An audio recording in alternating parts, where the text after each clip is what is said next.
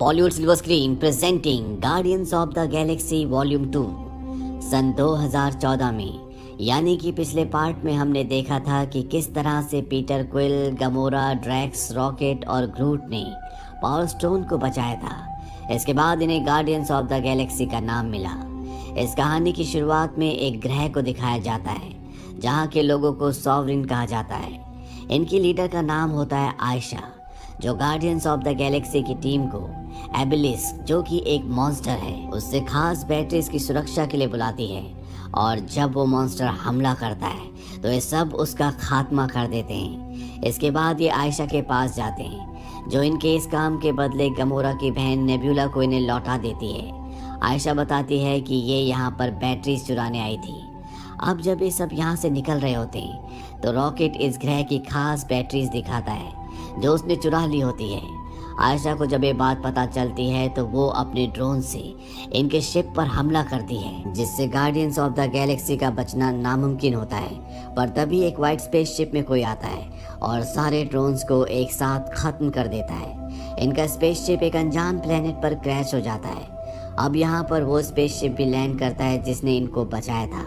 उसमें से एक सेलेस्टियल, जिसका नाम ईगो होता है, उसके साथ काम करने वाली एलियन मेंटिस के साथ बाहर निकलता है। वो पीटर को कहता है कि इतने सालों बाद मैंने तुम्हें ढूंढ ही लिया। पीटर क्विल उससे पूछता है कि तुम कौन हो। वो कहता है कि मेरा नाम ईगो है और मैं तुम्हारा पिता हूँ। ये सुनकर सब हैरान हो जाते हैं। रात को पीटर को बताता है कि मैंने योंडो को तुम्हें धरती से लाने के लिए भेजा था, पर उसने तुम्हें चुरा लिया। अब तुम सब मेरे साथ मेरे प्लेनेट पर चलो। पर पीटर को उसकी बातों पर विश्वास नहीं होता। वो उस पर भरोसा नहीं करना चाहता। गमोरा कहते कि हमें जाना चाहिए।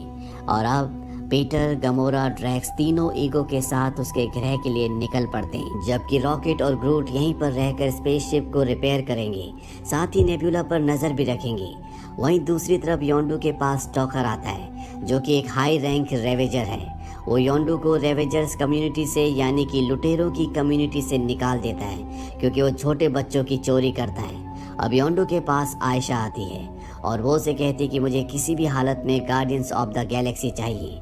इसके बदले मैं तुम्हें अच्छी खासी कीमत दूंगी। योंडू उस प्लेनेट तक पहुंच जाता है जहां पर गार्डियंस ऑफ द गैलेक्सी का स्पेसशिप क्रैश हुआ था। वो रॉकेट को पकड़ लेता है, पर वो गार्डियंस को आयशा के हवाले नहीं करना चाहता, बल्कि बैटरीज को हासिल करके उन्हें अच्छी कीमत पर बेचना चाहता है। इस बात से उसका लेफ्टिनेंट टेजर फेस और कुछ और लुटेरे उसके खिलाफ हो जाते हैं। वो कहते हैं चाहे पीटर तुम्हें कितनी बार धोखा दे, पर तुम कभी उसे नुकसान नहीं पहुंचाना चाहते। वहीं नेब्यूला ग्रूट को कहती है कि तुम्हारे दोस्त रॉकेट की जान खतरे में है, मैं उसे बचा सकती हूँ, बस तुम्हें मुझे आज़ाद करना होगा। ग्रूट मान जाता है और अगले पल नेब्यूला योंडो को घायल कर देती है और उसके लेफ्टिनेंट को, जो कि योंडो के खिलाफ हो गया था, अपने साथ मिला लेती है। ये योंडो, रॉकेट और ग्रूट को बंदी बना लेते हैं। साथ ही योंडो के सभी वफादारों को शिप से बाहर अंतरिक्ष में मरने के लिए फेंक देते हैं। नेबुला बताती है कि मेरे पिता थैनोस बचपन में गमोरा से मेरी फाइट करवाते थे। जब मैं हार जाती तो वो मेरे शरीर का एक हिस्सा काट कर नकली लगा देते। मैं गमोरा से कभी नहीं जीती और थैनोस मुझे दर्द देता रहा। अब पहले मैं गमोरा को खत्म करना चाहती हूँ, उसके बाद थैनोस को। अब नेब्यूला यहाँ से ईगो ग्रह के लिए निकल जाती है, जहाँ पीटर, गमोरा और ड्रैक्स हैं। वहीं रात को योंडू और रॉकेट के पास योंडू का एक वफादार क्रैगलिन आता है। वो योंडू को उसका तीर देता है, जो उसका सबसे खतरनाक हथियार है और उसके दिमाग की पावर से चलता है। इससे वो शिप में सबको मार देता है और शिप में एक ब्लास्ट करके यहाँ से निकल जाता है। पर मरने से पहले योंडू का लेफ्टिनेंट आयशा तक योंडू की लोकेशन भेज देता है और बताता है कि उसने तुम्हें धोखा दिया है। वहीं पीटर को दिखाया जाता है, जिसे उसके पिता ईगो बताते हैं कि हम सेलेस्टियल हैं और जब मैं इंसान के रूप में अर्थ पर गया तो मुझे तुम्हारी मॉम से प्यार हो गया था। तुम आधे सेलेस्टियल और आधे इंसान हो। वो पीटर को उसकी पावर्स भी सिखाते हैं और बताते हैं कि अगर वो चाहे तो अपना खुद का प्लेनेट क्रिएट कर सकता है। अब इस प्लेनेट पर नेब्यूला भी पहुंच जाती है और अपने स्पेसशिप से गमोरा पर हमला करती है। गमोरा अपनी जान बचाने के लिए सुरंग के अंदर चली जाती है, जहां नेब्यूला का शिप क्रैश हो जाता है।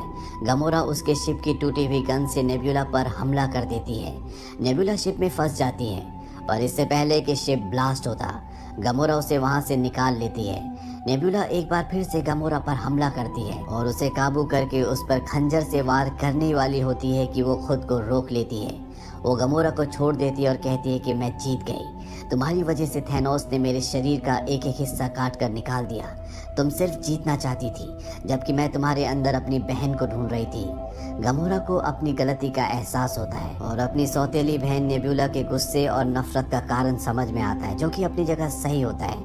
इसीलिए अभी दोनों एक हो जाते हैं। ये दोनों यहाँ पर कंकालों का एक बहुत बड़ा ढेर देखते हैं और समझ जाते हैं कि ये जगह सुरक्षित नहीं है, इन्हें यहाँ से निकल जाना चाहिए। ये दोनों ड्रैक्स के पास जाते हैं, जहाँ पर ईगो के साथी मेंटिस भी होती है। वो इन्हें बताती है कि वो सभी कंकाल ईगो के बच्चे थे, जिन्हें खुद उसने मारा है। वहीं पीटर को दिखाया जाता है, जिसे उसके पिता ईगो बताते हैं कि मैंने करोड़ों सालों में कई ग्रह बनाए हैं। ब्रह्मांड का विस्तार ही मेरा मकसद है। मैं लाखों प्लैनेट्स पर गया, वहाँ संबंध बनाए, और जब मेरे बच्चे हुए तो योंडू उन्हें मेरे लिए चुरा कर लाता था। पर किसी के भी अंदर मेरी शक्तियाँ नहीं थी, वो मेरे किसी काम के नहीं थे। पर तुम्हारे अंदर मेरी शक्तियाँ हैं और अब हम दोनों मिलकर इस ब्रह्मांड का विस्तार करेंगे। मैंने हजारों ग्रह पर सीडलिंग्स यानी कि एक खास पौधे का अंकुर छोड़ा है, जिससे हम सभी ग्रहों को अपने अनुकूल बदल देंगे। मुझे तुम्हारी मॉम अच्छे से याद है, जब मैं तीसरी बार उससे मिलने गया और मैंने उसके दिमाग में ट्यूमर डाला तो मेरे हाथ कांप रहे थे। ये सुनकर पीटर को गुस्सा आता है कि उसकी मॉम के ब्रेन ट्यूमर का कारण उसके पिता थे। इसीलिए वो ईगो पर अपनी गन से हमला कर देता है। पर ईगो को मारना इतना आसान नहीं है, वो बहुत शक्तिशाली है। ईगो को भी गुस्सा आ जाता है और वो एक पावर पॉइंट पीटर के शरीर के आर पार कर देता है। वो पीटर से कहता है कि अब मैं तुम्हें बैटरी की तरह इस्तेमाल करूंगा। और तभी यहाँ पर उस पौधे की जड़ें, जिसका अंकुर उसने हर एक ग्रह पर लगाया था, वो एक्टिवेट हो जाता है और हर ग्रह पर उस पौधे का आकार बढ़कर उस ग्रह को खत्म करना शुरू कर देता है। पर यहाँ योंडू और रॉकेट भी पहुँच गए होते हैं। योंडू अपने स्पेसशिप से ईगो को कुचल देता है। गमोरा पीटर को स्पेसशिप में ले आती है, पर पीटर जानता है कि ईगो जिंदा है और वो हर ग्रह से जीवन खत्म करना चाहता है, इसीलिए उसे मारना होगा। इनके साथ ईगो के लिए काम करने वाली मेंटिस होती है। वो इन्हें बताती है कि अगर ईगो को मारना है तो हमें निचली गुफाओं में यानी कि पाताल में जाना होगा। वहीं उसका दिमाग है, जो कि एक सुरक्षा कवच के अंदर है। अब पीटर और योंडू स्पेसशिप स्टार्ट करते हैं। योंडू पीटर को बताता है कि उसने उसे ईगो को इसलिए नहीं दिया क्योंकि उसे पता लग गया था कि वो बच्चों को मार देता है। अब ये निचली गुफाओं में पहुंच जाते हैं, जहां ईगो का दिमाग सुरक्षा कवच के अंदर होता है। ये उसके दिमाग को अपने स्पेसशिप की लेज़र से नष्ट करने की कोशिश करते हैं ताकि ईगो को ख़त्म किया जा सके। पर तभी यहाँ पर आयशा, जिनकी बैटरीज रॉकेट ने चुराई थी, उनके हज़ारों ड्रोन्स आ जाते हैं। वो इन पर हमला कर देते हैं, जिससे इनके स्पेसशिप का पावर सोर्स खत्म हो जाता है, यानी कि ये अपने स्पेसशिप की लेज़र को नहीं चला सकते। अब रॉकेट उन बैटरीज को, जो आयशा के ग्रह से वो चुरा कर लाया था, उसे बॉम्ब के साथ बांध देता है और ग्रूट को कहता है कि तुम्हें इसे ईगो के दिमाग के अंदर फिट करना होगा, क्योंकि ग्रूट ही उन संकरे रास्तों पर जा सकता है। ग्रूट बॉम्ब को फिट करने के लिए उसके दिमाग में घुस जाता है। वहीं दूसरी तरफ योंडू नेबुला के शरीर से पावर यूज करके सभी ड्रोन्स को खत्म कर देता है, जिससे आयशा गुस्से से पागल हो जाती है। अब यहाँ पर ईगो भी आ जाता है, जिसके बाद पीटर और ईगो के बीच में घमासान लड़ाई होती है। ये दोनों अपनी अपनी पावर्स का इस्तेमाल करते हैं। वहीं ग्रूट को दिखाया जाता है, जो ईगो के सेंटर ऑफ ब्रेन में पहुंच जाता है और बॉम्ब में टाइमर फिट करके वहां से निकल जाता है। सब के सब स्पेसशिप से प्लेनेट से निकल जाते हैं, पर योंडू यहीं पर रुक जाता है क्योंकि वो पीटर को बचाना चाहता है। वो उसे अपना बेटा मानता है और जैसे ही ईगो के दिमाग में ब्लास्ट होता है, वो रेत के ढेर की तरह बिखर जाता है, यानी कि उसका अंत हो गया। और पीटर को भी लगता है कि अब उसका अंत आ चुका है। पर तभी योंडू उसे अपने साथ उड़ाकर स्पेस में ले जाता है और उसके पास जो उसका स्पेस सूट होता है, वो सूट वो पीटर की बॉडी में ट्रांसफर कर देता है। मरने से पहले योंडू पीटर को कहता है कि तुम मेरे बेटे हो, क्योंकि योंडू ने ही पीटर को बचपन से पाला था। योंडू की मृत्यु हो जाती है और उसके इस बलिदान से ब्रह्मांड के सभी लुटेरे, जिन्होंने उसे लुटेरों की बिरादरी से निकाल दिया था, वो सब उसका सम्मान करते हैं। वहीं नेबुला भी गमोरा को छोड़कर चली जाती है क्योंकि वो थैनोस को मारकर अपना मकसद पूरा करना चाहती है। गमोरा भी अब एक्सेप्ट कर लेती है कि वो पीटर से प्यार करती है। मिड क्रेडिट सीन्स में हमें दिखाया जाता है कि योंडू का एरो, जो कि टेलीकाइनेटिक यानी कि दिमाग की पावर से चलता है, वो उसके वफादार साथी क्रैगलिन, जिसने योंडू और रॉकेट का साथ दिया था, उसके पास होता है। वो उसे कंट्रोल करने की कोशिश कर रहा होता है वहीं आयशा को दिखाया जाता है जो एक आर्टिफिशियल योद्धा को बनाती है जिसका नाम होता है एडम, ताकि वो गार्डियंस को ख़त्म कर सके। पोस्ट क्रेडिट सीन में हमें दिखाया जाता है स्टैन ली को, जिन्होंने मार्वल कॉमिक्स के कैरेक्टर्स को क्रिएट किया है।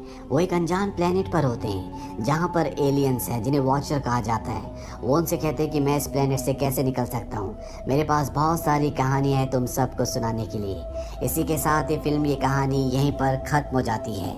ये फिल्म ईयर 2017 में रिलीज़ हुई थी। IMDb पर इस फिल्म की रेटिंग है 7.6। इस फिल्म का बजट था $200 मिलियन